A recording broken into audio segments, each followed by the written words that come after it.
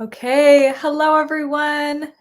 Welcome, welcome. You are tuning in to the Blueprints for Belonging event. And I'm here today with Margaret Critchlow. And we're going to talk all about developing co-housing communities. My name is Cynthia, and I'm the host for our Blueprints for Belonging series. And it's actually our sixth session. So we've been doing this for 6 months now, which is really awesome to have this momentum and continuity, and just really appreciate all of you for taking the time to be here today. I'm going to start things off with a short presentation, and then I'm going to hand the floor over to Margaret to share with us her presentation, and then we'll have lots of time for Q&A and conversation at the end. So once again, this is the Blueprints for Belonging Conversations on Creating Intentional Communities series, and we're episode number 6 today. And this event is being hosted on StreamYard. So hi to everyone who is joining directly on StreamYard, but also hello if you are watching on Facebook or YouTube or some of the other platforms that we are streaming to. I'm really going to encourage you all to use the chat box to engage with myself and Margaret. We really want to make this a discussion as much as possible. Also use this as an opportunity to network with each other. So go ahead now and find that chat box. And if you wouldn't mind sharing just a little bit about yourself so we can get a sense for who is joining us in the room. If you could share where you are calling in from, if you live in an intentional community already, I'd love to know which one. And also, what do you hope to learn or get out of today's session? And especially let me know if there's a particular question that you would like to find out the answer to or ask of Margaret. And I'll be sure to include that in our Q&A session. All right, so go ahead, find the chat box, drop in a comment. Great. Hi, Rains. Really glad that you're here. Oh, that's nice. Aw, great. Okay, and while you're doing that, I'll share a few other things about this event series. So this is a collaboration between the FIC, the Foundation for Intentional Community, and an organization that I run called Community Finders. So I'll just mention both briefly. FIC, if you're not yet aware, is a decades-old nonprofit organization that helps put on events like these by donation. They also have a freely available directory of intentional communities, a ton of books and courses, resources for helping people to get involved in the movement. So if you feel at all inspired, would much appreciate a donation to FIC so we can keep doing more events like this. ic.org/donate is the link. And then over at Community Finders, we are offering a variety of programs to help people on the path towards community living. Our website is communityfinders.com. These are a few of our programs, including a one-to-one community matchmaking session with me, where I help you identify a community that could be a good fit to join. And I know we have many people here who are part of our Community Founders Circle, and that is an ongoing program to support people in starting new communities. So indeed, Margaret is joining us today as a presenter for the Community Founders Circle. And you can learn more about the program and join if you'd like, all at the link communityfinders.com/founders. Okay, I think that's everything that I have. Really looking forward to today's session. Oh my goodness, and I'm just looking at the comment box and seeing all the many people who are joining. Hi, Fred. Great that you're here. Hi, Lauren. Thank you for all your support today. Oh my goodness. Martha as well. Great. John, Dan, a lot of you I know, a lot of you I haven't met yet, so big welcome. And I'll now just briefly introduce Margaret and also make sure Margaret has space to share more of an introduction. But actually, I first heard of Margaret and her work when I got the announcement about a new book that came out in the last few months called Community-Led Housing, a Co-Housing Development Approach. So, as you know, there's not that many books out there about intentional communities and how to start one. It's a field that is rapidly growing with more and more professionals, more and more tips and tricks and information that's being shared. So, it's always exciting when a new book comes out on this topic. And I was immediate like, oh, yes, we have to have these authors on our program. And I'm really glad that Martha was able to join. So Martha has spent 25 years. Oh, Margaret, I'm sorry. I read Martha in the comments and then my brain got switched. Thank you. So Margaret has spent 25 years as a professor of social anthropology at York University in Ontario, and is also joining today from BC. So some Canadian presence in the room. She first discovered the importance of community-led housing through her field research with Vanuatu villagers. I think Let's try Vanuatu. Vanuatu. Okay, thank you. Perfect. Villagers in the South Pacific. Leading voice in academic co-housing discourse, Critchlow has authored and edited books on housing cooperatives, customary land tenure, colonial history, and development issues. She is now a community building facilitator at CDC.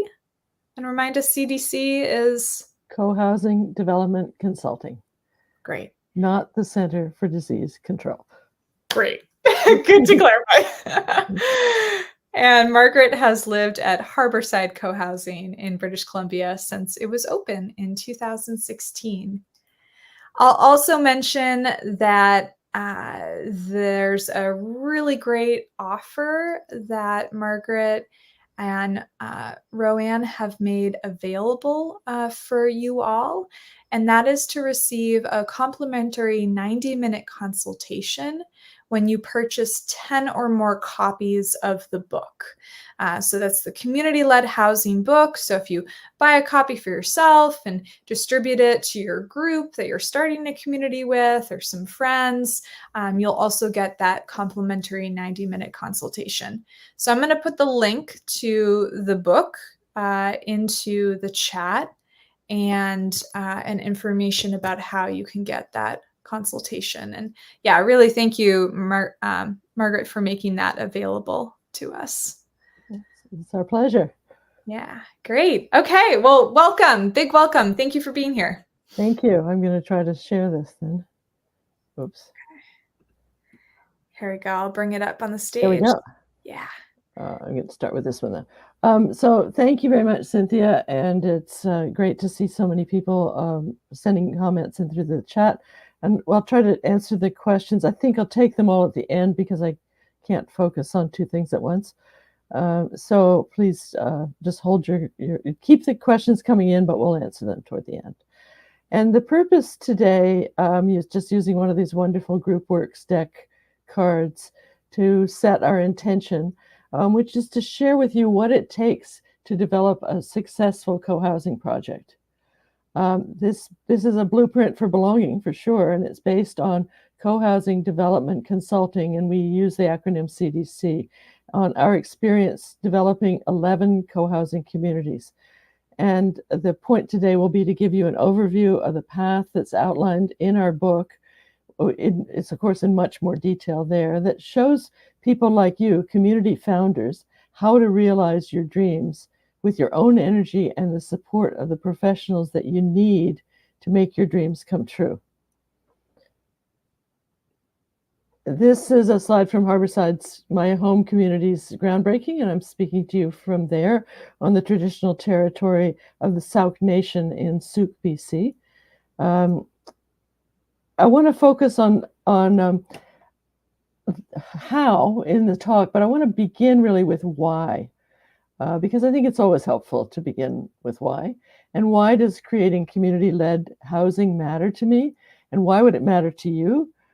Because in our increasingly polarized world, and I'm well aware that many of you tuning in today are coming from the United States of America, which is headed for a big election, and it is a very polarized world.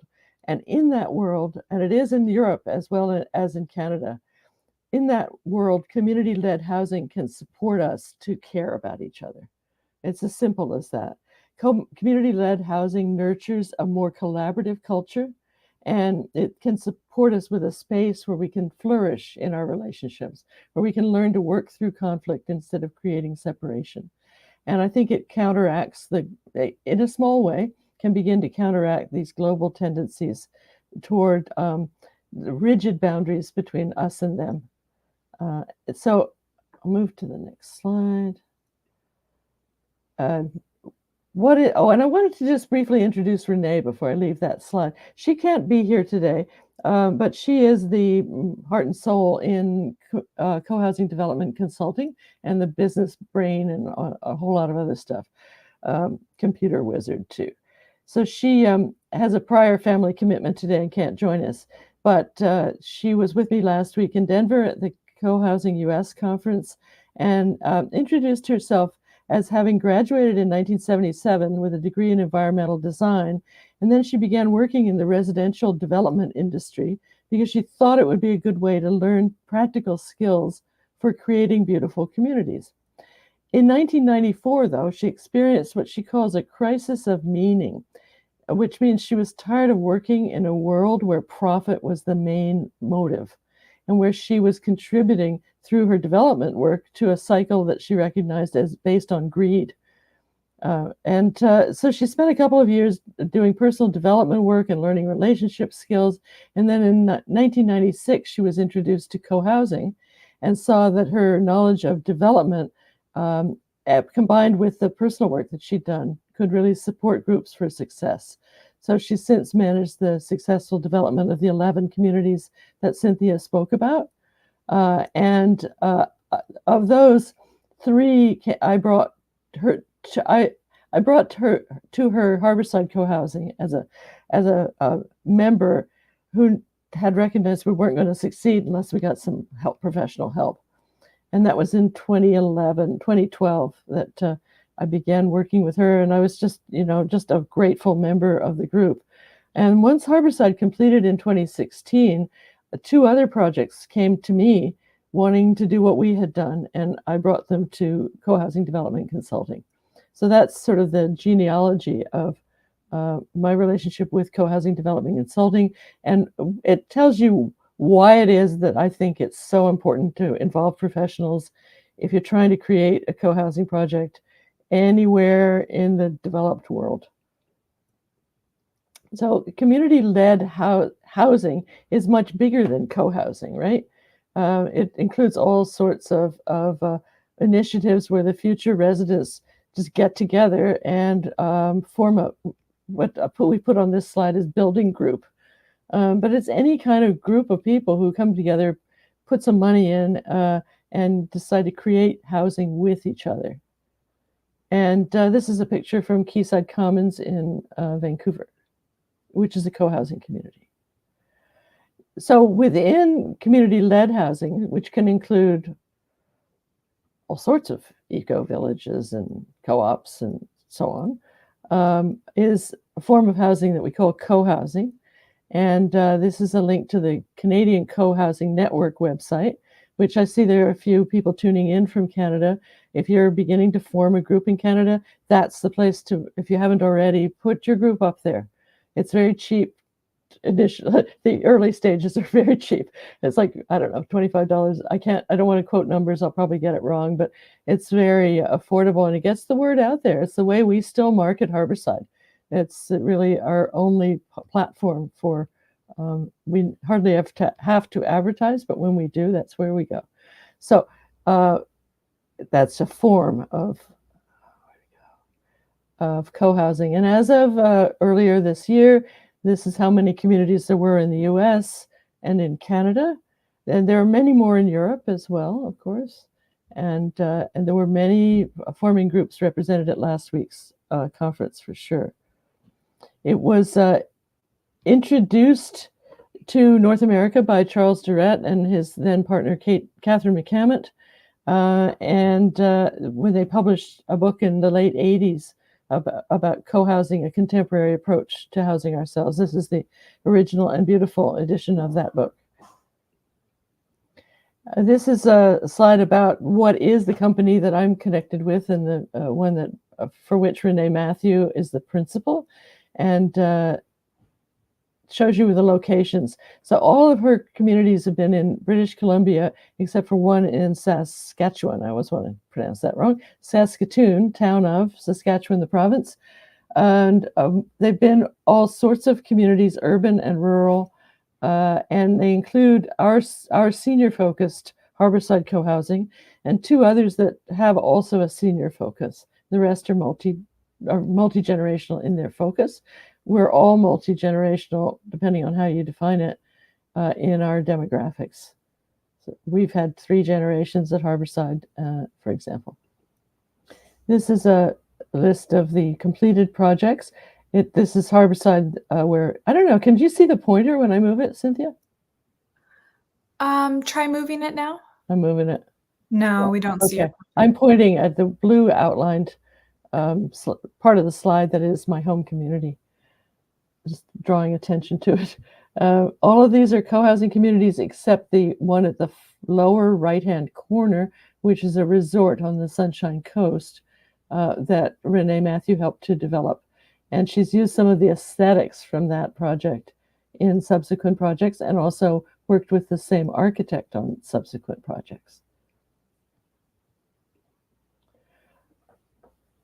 Very simply, this is what co-housing does, is create villages for today's world. And these villages have challenges that would be familiar to any of you who have lived in a village anywhere else in the world. It's very familiar to me from my life as a social anthropologist in the island nation of Vanuatu. You can't, well, you can, but it doesn't work, it doesn't serve you really, just to pack up and leave. And in a village, often it's just not possible. There you are, and there you have to stay, and you have to work things out. And co-housing doesn't require, but it does invite you to work things out with your neighbors and to deal with challenges. So that's that's the invitation. And co-housing incorporates the main features that I'm going to show in the next few slides that distinguish it from other forms of community-led housing. In co-housing, the future residents always participate in the design and the development of the project. This is a slide from Harbourside back in the day.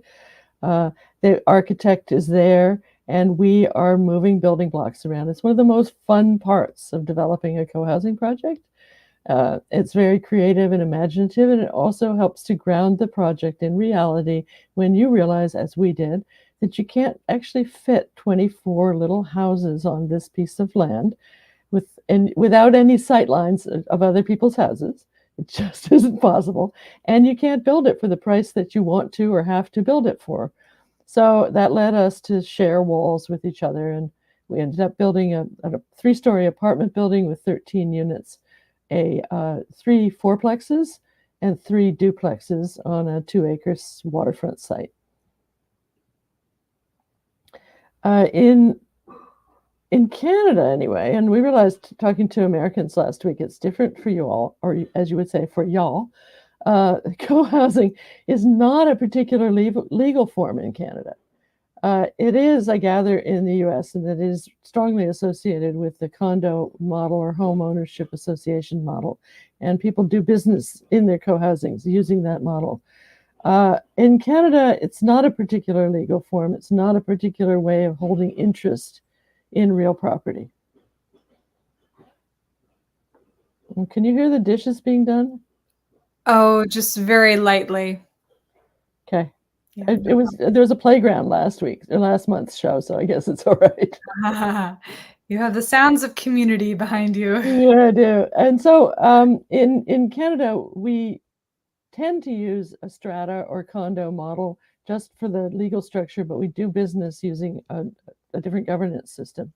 And some communities in this country are also choosing a co-op structure as a legal entity.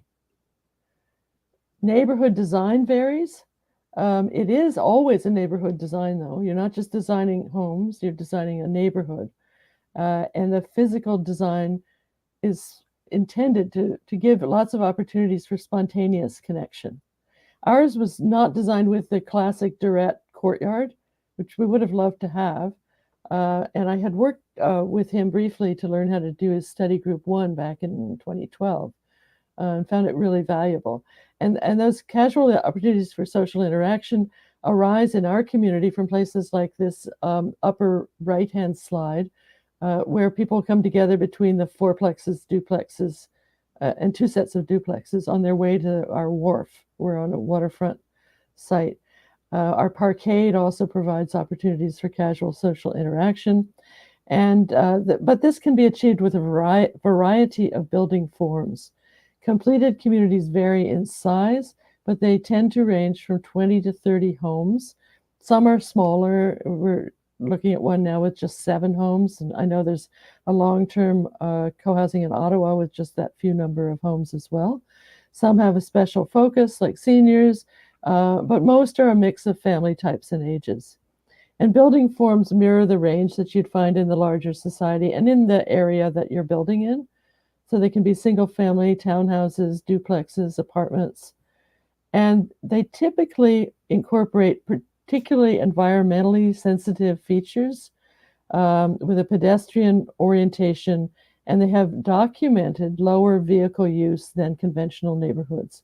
So they're making a contribution to living more lightly on the planet, even in seemingly conventional designs.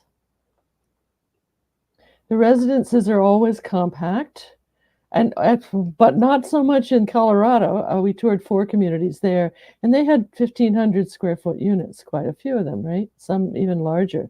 Whereas our largest unit, the picture of the view is a compact unit of 801 square feet at Harbourside, where I live. Our largest unit is 970 square feet, and our smallest is 628. And other projects that I've been involved with have both smaller and larger units than that.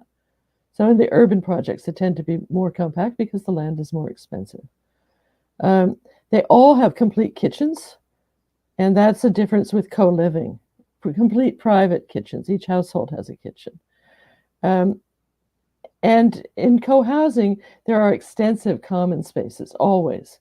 And that makes it possible or easy to live in compact residences. And the common spaces become the heart of the community. And we have about 3,600 square feet of common space in one building, in our common house, which was converted from a resort. And then we have common spaces scattered throughout the property, a workshop, a gym, an art room, a ping pong table, and so on.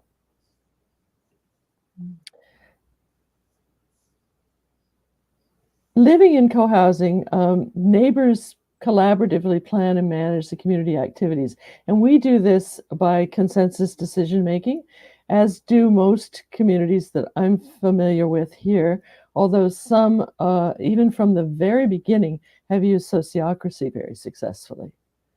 But it's a consent-based or consent-oriented decision-making process, not a strict voting process, although there can be voting alternative process, especially during development.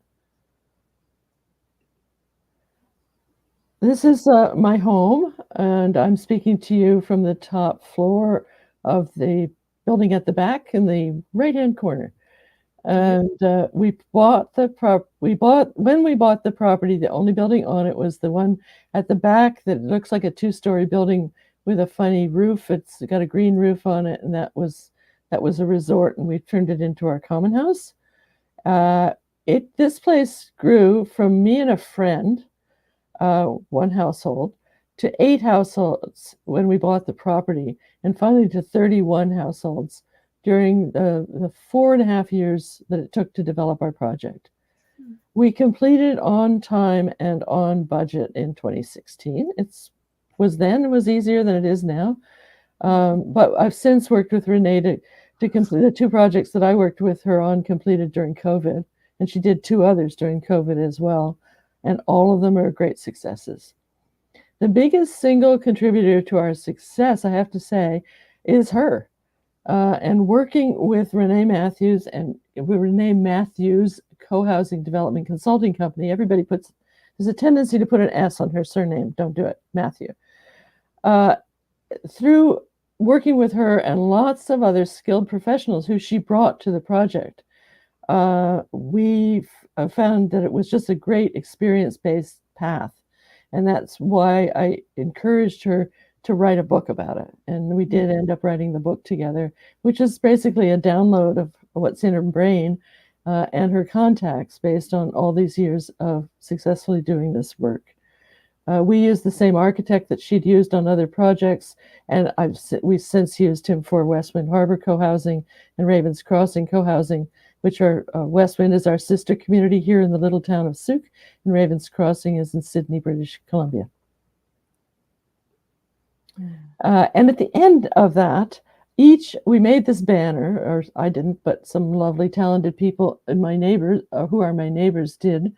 And it was just a paper banner that has on it the name of every founding member of Harbourside and of every professional and firm who worked on the project. And to me, it just highlights the role of collaboration and cooperation in making a project happen. It's such a group effort. And in that sense, I think it helps to make the world a better place right there. Working together like that. The professionals came to care about the project. We came to care about them. We watched their babies grow through the project development. And some of the carpenters who worked on our project brought their kids out to see it because they were proud of it. So there's just six main ingredients. That's all it takes. A vision, a reason for doing it, being able to say in a few sentences what your project objective is, having some members, getting some more, taking enough time, but not more than you like, going as fast as you can, picking out a good site. It's a whole chapter in itself. And then finding the professionals that you need in your neighborhood and your jurisdiction, because they're all different, to make your project happen. And then the financial piece as well. We've written this book to support co-housing member groups to succeed, the member-led, community-led housing aspect of it. And we also want to let professionals out there know that Renee is standing by to train them to work with co-housing groups. And there was quite a lot of interest in Denver in working with her. If you're an architect or a developer, for example, and you've got the conventional development piece down or the conventional architecture, then you can be trained quite easily to add the community-led piece to your skill set. And then the typical steps, this is straight out of the book. These are the typical steps that the projects described in the book followed. They're all important. They may sometimes get a little out of order if your project has particular needs, but they're all important, and there are particular ways to go through them. Getting started, setting up the development corporation or whatever your entity is, a community organization and membership. That was the part I got to know pretty well, how to do that and to support groups to do it. Then securing the site, design and development part, and construction and completion. So as I say, each of those is a chapter. Each of those could be a workshop. In fact, we offer workshops tailored to groups on each of those topics. It looks nicer on that green slide than it does in practice, and this is just to give you a glimpse of how raggedy it can be in the nonlinear process through which co-housing sometimes unfolds. But just as an example, this is a more detailed breakout of the first step, getting started. And as I say, we offer a workshop on that. You can see it's got a lot of steps. None of them is huge. Like, you name the project. It doesn't really matter what you call it, but call it something. It needs a name. Our name came fairly late in the day. Ravens Crossing was quite early in the project. And they had so much fun doing it, putting up pieces of paper on the wall, or doing soapboxes to advocate for their names. You can make it really enjoyable. But each of those steps is very important. And this is just to give you a sense of the breadth that's covered in each of the chapters in each of the workshops. And then in the end, success to us looked like this. We finally found a cover that we actually really liked. It's a slow process. And we worked successfully with a great Vancouver publishing house called Page Two to publish the book earlier this year. We have a book website, which is up on the screen there, communityledhousing.ca. And the book can be ordered through that site. You'll find links to Amazon and to Canadian distributors for the book as well. You can buy it through in the UK through Amazon and in France and so on. It is, and I'm sorry to say this as a proud Canadian, but it is not yet translated into French. We do hope that that will be possible because our country is a bilingual country, and we're just making it available in English at this point, just because we can't really, I'd say, afford to do anything else right now. And then finally, this is our special summertime offer, and summer is closing in. I could hear the crickets in Cynthia's background this morning. So before summer is over, if you have a group of people, we encourage you to buy 10 books. You can go to the website, work with our support squad to learn how to buy them if you want to send them to different addresses and that sort of thing. But if you have 3 people in your group and you want to find more, then just, I would say, this is what we did with Chuck Durrett's senior co-housing book when I was part of forming Harbourside. We just bought a case of books, and then we would give them out, or shall we say, include them in the cost of an associate membership, and kind of make sure that people read it. We had study groups about that and made sure that people understood what they were getting into. It was a really important building block in our recruitment and membership building our membership process. So if you do that, then you get 90 minutes of prime time with Renee. I can promise you it's probably worth 6 hours of prime time with, well, anybody else. And I don't have the capacity she does to tell you half the things that she would tell you. But yeah, that's my pitch. And I think the last slide is just to appreciate that you're here, that Cynthia and the Blueprints for Belonging series is hosting this, that you're interested in what we've done and you're interested in sharing the knowledge with others. So I'll stop there and be happy to respond to your questions. Okay, great. Thank you so much, Margaret. That was fantastic. Thank you. Really, really helpful to see those photos of your community. It looks stunning. And to learn about the process to create it just a little bit, and some more about what people can find in the book. It seems like it's a really invaluable resource. So I appreciate you and Renee for making that available for us. Yeah, and I know I have lots of questions. I also want to encourage everyone to put your questions into the comment box, and we'll get to as many of them as we can. And of course, you have the book available, so I'm sure there's a lot more within the book if we don't get to all of your questions today.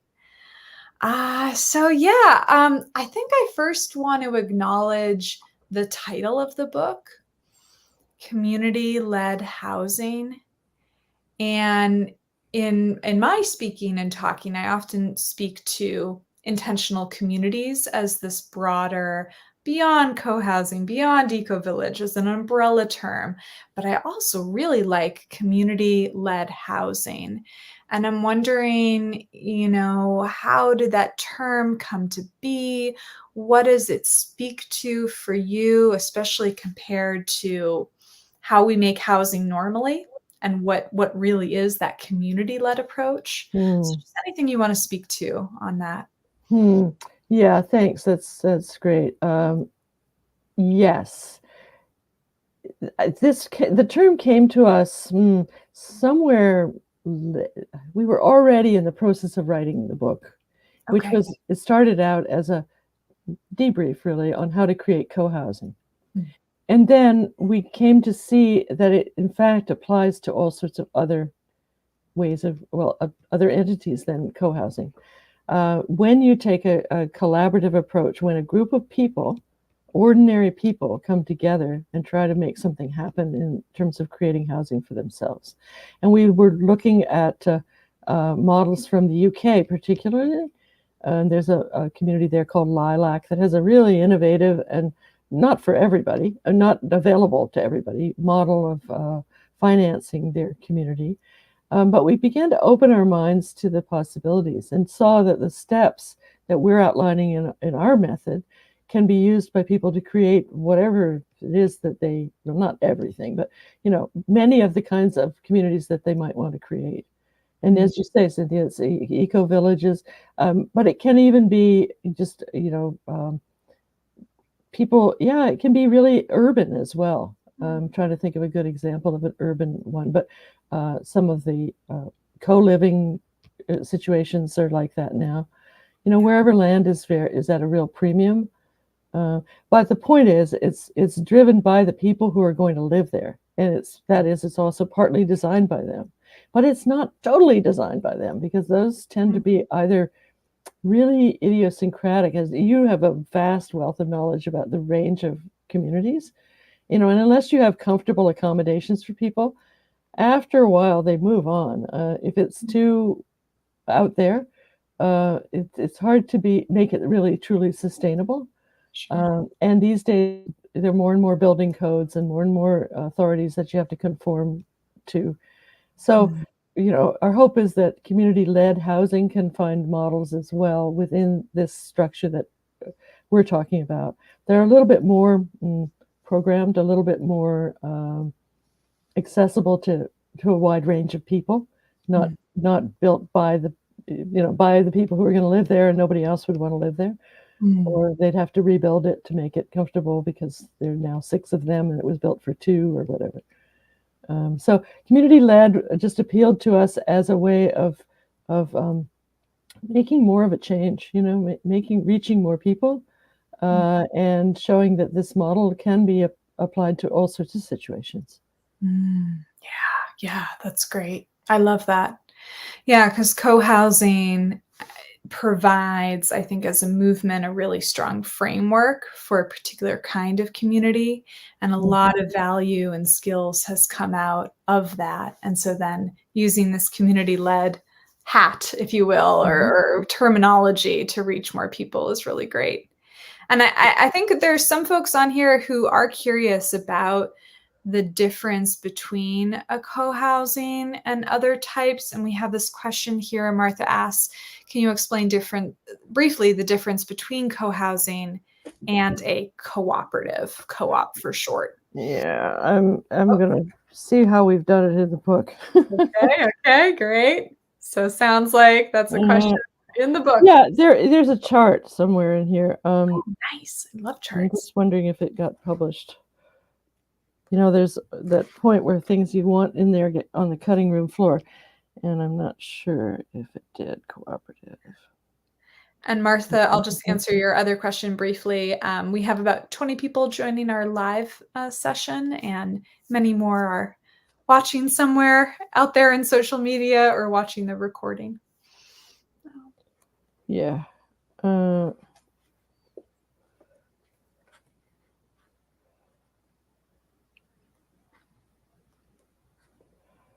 Well, I know. I'll just have to wing it because I can't find it. But basically, I'm going to give up. Great book, though. Yeah. In co-housing, the way that Americans do it is you own your home, and in a co-op, you own a share. In Canada, it's similar to that. In co-housing, you own your home or you have use right to your home. And we were tempted at Harbourside to use a co-op model. We decided not to when it became apparent that we couldn't get home ownership financing. So one of the key constraints is that here, anyway, you can't, I shouldn't say can't, but it's extremely difficult to get a mortgage on a co-op share because the bank or the credit union if they foreclose because you default on your payment, they're not getting a home, right? If I had defaulted on my Harbourside home, the credit union could have turned around and sold it. There was something physically here to sell. My co-op share is not something they want. And that's one of the difficulties. Gotcha. You can certainly create community-led housing, and there's a new movement to bring back rental co-ops in Canada. That is very encouraging, and it's a perfectly viable form of community-led housing. But it can be co-housing. As I said, the title is legal title is not tied to a particular way of holding the land. It can be home ownership, or it can be a co-op, basically. Co-housing is a way of living. Okay, co-housing is a way of cooperating with your neighbor. It's a way of governing your community. That is something you choose, and you're choosing from conventional structures like home ownership and cooperative shares, voting, or consensus decision making. But co-housing is giving cooperation with your neighbor, a high commitment to giving cooperation to your neighbor and to living well together in a community and to sharing common spaces. Great. Qualities that were in the slides, which you can look back at and see. All of those are the defining qualities, and they're listed on the Canadian Co-housing Network, cohousing.ca website, where co-housing is defined very clearly. And it may be there that we posted the page about. There's a nice little page comparing co-housing and co-ops side by side that I find very helpful. I would find it really helpful right now if I had it. No, but I think that was a really good answer. I like about co-housing being primarily a way of life that's rooted in cooperation. And then, there's these different legal structures and financial models, home ownership models for how to do that. Yeah. And then we have a question here that's also something I've been really wondering about. And yeah, maybe I have a follow-up question, but I'll bring it up for you. What do you feel is the hardest step in the process of successfully developing community-led housing? Which is the step that trips people up the most?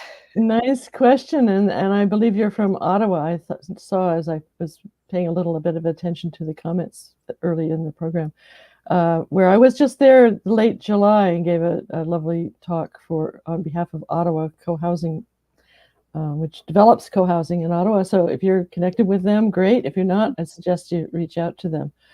The hardest step depends on the project, of course. I mean, it's different steps are harder in different situations. It depends on the project, the location, the jurisdiction, like the municipality. Sometimes it's the hardest step, getting municipal approvals. I think that the step that trips up people the most, if you think about the people like me trying to get a group going, what trips us up most often is a resistance to getting professionals involved in the project because we think we can do it ourselves and we don't want to spend the money. So it's a combined resistance to involving professionals and a resistance to spending money. And and I learned this a bit the hard way as an academic, because academics, or at least in my experience, academics are not super entrepreneurial. They're not particularly, anthropologists take risk. I was going to say they're a bit averse to taking risk, but after all, I went off to the South Pacific and got malaria and took lots of chances. But there is a tendency in groups to want to stay at what we call the potluck stage, where you're having a good time, you're getting to know people. It's a great dream you've got, and there's a little fear of turning that dream into reality. Maybe it's hard to even articulate because the dream stage is really enjoyable. But the waking life is important, and unless you're in waking life, you're not going to actually create the project. So one of the things that we do is to let you know so much you can do by yourselves before you involve professionals. That whole slide that's in the slideshow with the hard to read print, lots and lots of lines of getting started. We can give you a workshop to get that started, get the getting started, and you can do all those steps yourself without spending money, basically. And build a solid group, and a project with a name, and have a bank account, and so on. And then you need to get people involved who are willing to take what we call the leap of faith in this book, right? Where you really have to be willing to take a chance and put money in, and be willing to live in it, when it's done. So we found that, quite a few people fall away from the projects as they get more serious, because they're not really serious. They enjoy that creative process, I think, but can't actually make the move. Interesting. Yeah. So that I would say is the one that trips people up the most. The municipal approvals can be the hardest, just because, or whatever other levels of approval you need, just because this bureaucracy has gotten to be so elaborate everywhere. Yeah, even just getting, Renee was talking to me this morning about getting a course of construction insurance for a project. It's just become so complicated. And unless you have a professional writing that application, she said, ordinary people couldn't complete the application even. So, wow. Yeah, I know.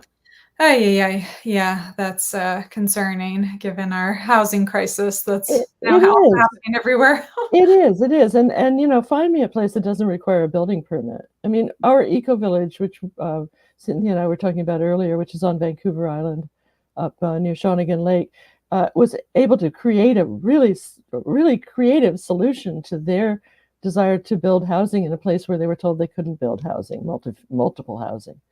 But that door is closed too. It's really hard to get a prototype that you can then use in other places. So there are real challenges. And one of the things we advise in the book is to pick a site that works for your municipality. Work with the planners in your municipality and go where they say to go. At Harbourside, one of the things we had, I think all three of the projects that I've been involved with had city mice and country mice in them as founders. City mice want to live in walking distance to amenities. They don't want to use their cars much, and they don't mind if they see their neighbors. And country mice like their long driveways, and boy, there are lots of them here, probably in Vermont too, where Cynthia is, and they like their privacy a lot more than they like connecting or seeing their neighbors. And so that's a challenge. And so we picked out some sites in our site selection process and walked them. We had a beautiful heritage farm that was in the agricultural land reserve, and it was just really catnip for a lot of people. It was really fun field trip, and it was totally unattainable. Like, there was no way the municipality would let us develop that for what we wanted. It was just outside the urban containment area, didn't have sewer. It was not going to happen. And, one meeting with the planning department gave us a reality check. And so we picked this site, which is not ideal, but it's beautiful. It's not ideal for aging in place because it's very steep. Yes. It's very steep. And so, we joke about at the end of our lives, we'll just get in the wheelchair and go down and launch off the dock.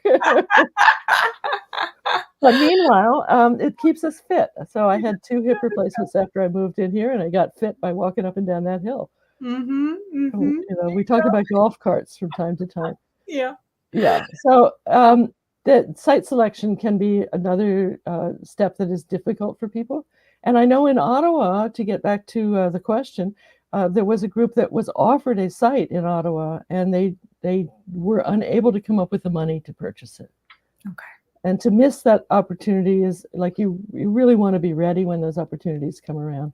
They were doing their best. I'm not criticizing them, but it was a golden opportunity. Okay.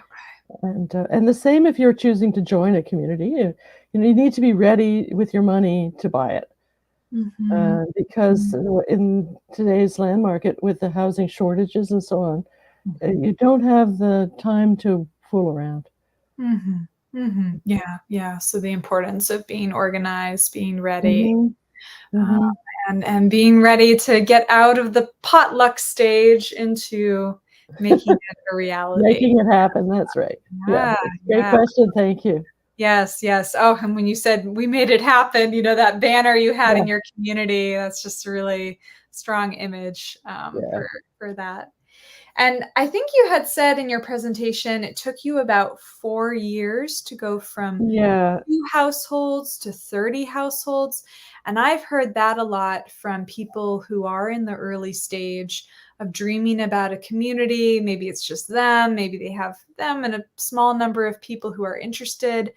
But how do you recruit more members? And what are some strategies for how to do that well? Thanks. I love that question, because that's the magic is how do you draw people in?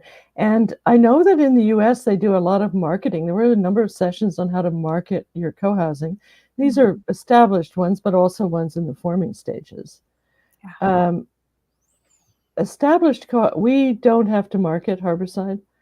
I mean, in this land market, we don't. There was a time in a lull when we had a little difficulty selling one or two units, but mostly people come and they want it and they just have to figure out when they can jump into the dance, But how to build the group? We did it all in the 3 projects that I worked with, did it all through invitation. We did it all through networking. We did not spend money for an ad in Zoomer magazine, which would have been appropriate for a senior-oriented co-housing community. We did use media, but not social media. We used no social media. Okay. We are using social media for book promotion, but it's not something that we've done during my experience developing co-housing. Some others have done that. It's been word of mouth. It's been come to an information meeting.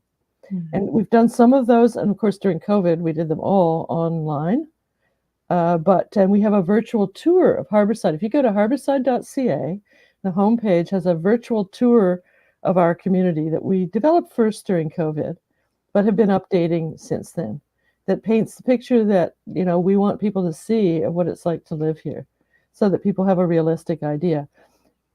More often, we did face-to-face information meetings for maybe 10 to 20 people, and we would have refreshments. Members would speak about the project. Not the consultants were there. I was there at many of those meetings in the early days, but mostly the members would speak. If they got stuck answering a question, then they'd get some help. But it was a way to see who you'd be living with and what their vision was, and to feel like you're part of something. Because there's often anxiety about, will I fit in with this group? I mean, who doesn't have that, right? But will I fit in with this group? Are these my people? Can I be myself? Will they put up with my bad habits? Will they serve wine with meals? Will they argue a lot? Am I going to have to deal with conflict? And to see a group during development when it's led by co-housing development consulting is to lay those fears to rest. And so what we did was invite people to an information meeting, and then they would become associate members, which is a 3-month period. It's a reasonable amount of money. It was started out as like less than $100. Now I think it's, depending on the group and what's involved, it might be 2. But for 3 months membership, it's trivial, I think. And you get to go to the meetings. You get to participate in the work, any work that is between meetings, or maybe researching something. And you get to see how people interact with each other and the progress that's being made. And then after that 3 months, you can decide if you want to become an equity member, which was a bigger stake, and that secured you a home in the community. So there's a whole process, step by step, for what membership involves. You need to know in your group what that involves, and then be able to package it up and offer it to the potential members so they can see what they're getting into. And what they do is they go, these people, they've got a great dream, and man, are they organized. I think they can make this happen. And I want to be part of that. And I want to be part of the design process so that I can have a say. I know I won't get my way, but I want to have a say. So it's contagious, it's enthusiastic participation. And it just builds this cohesive bunch of neighbors who want to be neighbors with each other and are learning to be neighbors with each other. But there's nothing It's sophisticated in its subtlety, but it's not sophisticated in the technology or the marketing aspect of it at all. We're not ever selling co-housing to people. We're offering an invitation. Come and be part of this. You probably like it. And if you don't, well, hey. And one other piece of that I'll add, Cynthia, for that on that topic is that for those 3 groups, I offered a course. The first course was with my colleague and friend, Andrew Moore, and who hasn't yet, anyway, he may yet, moved in with his wife to Harbourside, or joined a co-housing community, but continues to do a lot of work with our local First Nation and other First Nations, and is very much in the community-led housing world. And we offered a course on aging well in community to support Harbourside's growth, because we wanted people we don't have an age restriction. We've had a 3-year-old here and a 35-year-old is here right now, but we're focused on aging, and we spend money on stuff that supports aging. Gotcha. And so we taught this course that was required of every Harbourside member during development. That was included how to live here. And then for Westwind Harbour and Ravens Crossing, we required a course called, what was it called? Is Cohousing for You? And it was a great gatekeeper. We had, an opportunity to explore consensus, explore member selection, to explore conflict resolution. And I know it was a success because at the end of about the 3rd or 4th of these sessions, some businessman from Calgary said, I have really enjoyed this weekend. I've learned so much. I never want to live like this. I like to get my own way, and I don't want to use a consensus process where I may not get my own way.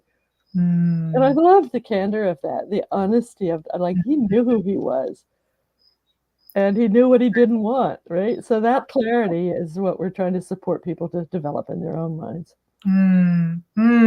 Great. So what I'm hearing is organizing, even at the early stages, a membership structure and process to instill confidence in prospective members and help them get clarity on if this is a fit for them. And in addition to that, building in some training opportunities, whether that's books or courses, so that together you can learn some skills and learn more about each other and find out if it's a fit. Well said. Great summary. Okay. Good. All right. Well, I think we have time for just one more question, and really appreciate all the great questions. I think this has been very valuable so far. We have a question here from Dan that I'm going to pull up. It's long, but I think it's a good one to think about. So how to create interactions between the co-housing community and the extended community or extended neighborhood, municipality where the co-housing is located. And do you know of any best practices for incorporating extended communities in the shaping of a co-housing?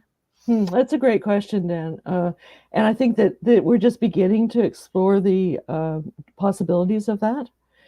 And I can only speak for the communities that I'm really familiar with, but I will mention one that I'm not really familiar with to get that on the table too, which is Elder Spirit in Virginia, which has a lot of non-resident members in the larger community, and does a lot of work as a whole area is involved in that co-housing project. It's somehow. So that would be a place to look for best practices. In our community, we've worked very closely with the mayor, and she was at our groundbreaking as a counselor in those days. She endorsed our book. She's been our #1 fan, and now she's promoting it in her other areas of influence.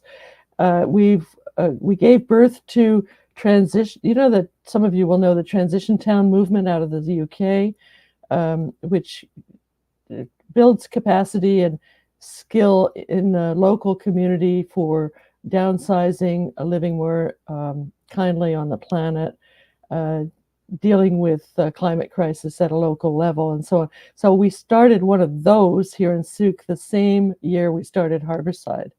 And it has developed in parallel with and in conversation with our co-housing community. Meets here in our common house, and their actions are actions that we support. There's a Friends of the Park Society that grew out of Harbourside as well.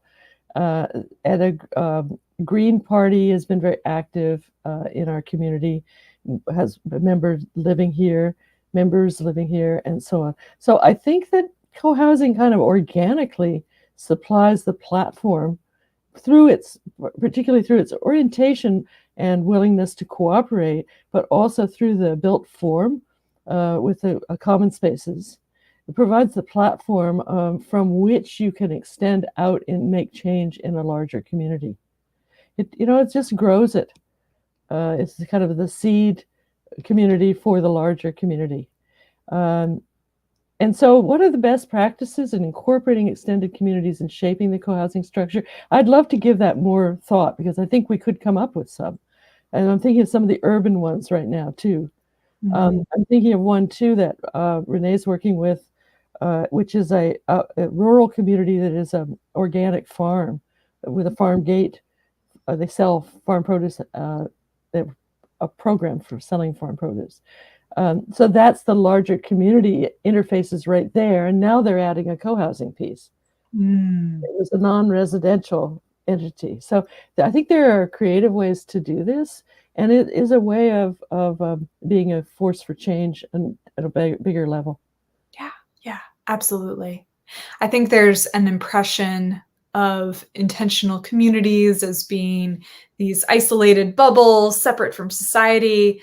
But many of these communities are actually hubs for the larger community to connect and interact. Exactly. And my goodness, if you have the mayor as your champion for the project, that you're really connected. That's great. I think it's important to involve local political people as much as you can. As part of our membership building process, we did that. Getting to know the neighborhood is also, and keeping in contact with the neighborhood around you, getting their goodwill. So yeah, we've really worked at that in each of these projects. So they're happy when they're happy when we're done because it's not noisy anymore, but also they're happy when we're done because we've brought something good to the community and they're part of it. Yeah.